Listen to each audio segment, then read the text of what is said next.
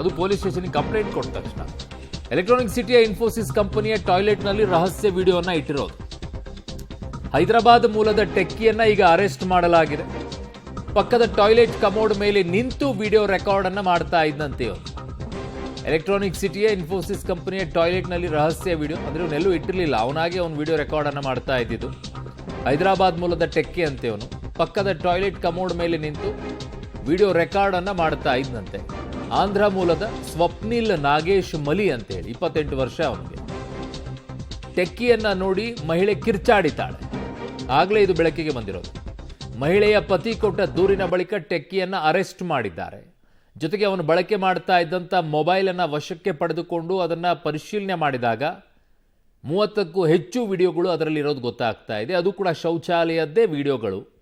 So ಹಾಗಾಗಿ ಎಷ್ಟು ಮಹಿಳೆಯರಿಗೆ ಈಗ ಸಮಸ್ಯೆ ಆಗಿದೆ, ಆ ಮಹಿಳೆಯರಿಗೆ ಮಾಹಿತಿ ಇತ್ತಾ ಅಥವಾ ಇಲ್ವಾ, ಆ ಮಹಿಳೆಯರಿಗೆ ಕಂಪ್ಲೇಂಟ್ ಕೊಡ್ತಾರಾ?